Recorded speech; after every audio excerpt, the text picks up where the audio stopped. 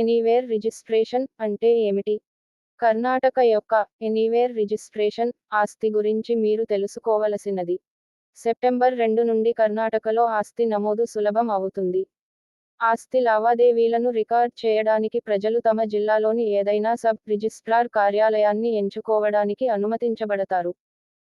Property కొనుగోలుదారులు మరియు అమ్మకందారులు ఇప్పుడు నిర్దిష్ట అధికార పరిధిలోని సబ్ రిజిస్ట్రార్ కార్యాలయాల్లో రిజిస్ట్రేషన్లు చేయవలసి ఉంటుంది, దీనివల్ల జాప్యం జరుగుతుంది. ఎనీవేర్ రిజిస్ట్రేషన్ అంటే ఏమిటి? ఎనీవేర్ రిజిస్ట్రేషన్ రాష్ట్రంలోని 257 సబ్ రిజిస్ట్రార్ కార్యాలయాలలో దేనినైనా ఇంటి యజమానులు పని చేయడానికి అనుమతిస్తుంది. ఇది ప్రస్తుత అభ్యాసం నుండి నిష్క్రమణ, ఇక్కడ రిజిస్ట్రేషన్ ఆస్తి యొక్క స్థానానికి సంబంధించిన కార్యాలయానికి పరిమితం చేయబడింది. కర్ణాటక అంతటా వర్తిస్తుంది. ఉడిపి, దక్షిణ కన్నడ జిల్లాల్లో ఈ కొత్త సదుపాయాన్ని ఇప్పటికే అందుబాటులోకి తెచ్చినట్లు నివేదిక పేర్కొంది. ఉడిపి, బ్రహ్మావర్, కుందాపూర్, శంకరనారాయణ, బైందూరు మరియు కర్కాల సబ్ రిజిస్ట్రార్ కార్యాలయాలు ఇప్పుడు ఉడిపి జిల్లాలో ఎక్కడి నుండైనా పత్రాలను నమోదు చేసుకునే అధికారం కలిగి ఉన్నాయి. అదేవిధంగా, మంగళూరు, ముల్కి, బంట్వాల్, పుత్తూరు, బెల్తంగడి, విట్టల్, సుల్లియా మరియు మూడ్బిద్రిలోని కార్యాలయాలు దక్షిణ కన్నడ జిల్లా వ్యాప్తంగా ఉన్న పత్రాలను నమోదు చేసుకోవచ్చు.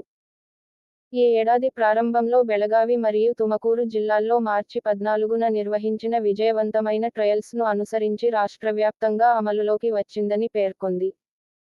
బెంగళూరులో ఈ వ్యవస్థ 2011 నుండి అమలులో ఉంది, ముఖ్యంగా గాంధీనగర్, బసవనగుడిలోని సబ్ రిజిస్ట్రార్ కార్యాలయాల పరిధిలో, జయనగర్, శివాజీనగర్ మరియు రాజాజీనగర్. పారదర్శకతను పెంపొందించడం. కొత్త వ్యవస్థ సౌలభ్యాన్ని పెంపొందించడమే కాకుండా సమయాన్ని ఆదా చేయడం, అక్రమాలను తగ్గించడం మరియు సబ్ రిజిస్ట్రార్ కార్యాలయాల మధ్య పనిభారాన్ని మరింత సమానంగా పంపిణీ చేయడం వంటి లక్ష్యాలను కలిగి ఉందని వార్తాపత్రిక ఉటంకిస్తూ నిపుణులు పేర్కొన్నారు.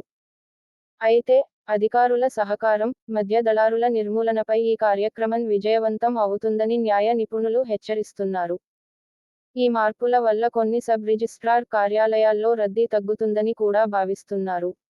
రాష్ట్రంలోని 257 సబ్ రిజిస్ట్రార్ కార్యాలయాల్లో దాదాపు 5వ వంతు తరచుగా భారీ రద్దీని అనుభవిస్తున్నాయని, మరికొన్ని లావాదేవీలు చాలా తక్కువగా ఉంటాయని నివేదించింది. వేగవంతమైన బదిలీ ప్రక్రియలతో సీనియర్ సిటిజన్లతో సహా ప్రాపర్టీ యజమానులు సమయం మరియు ఖర్చులను ఆదా చేస్తారని నివేదిక పేర్కొంది.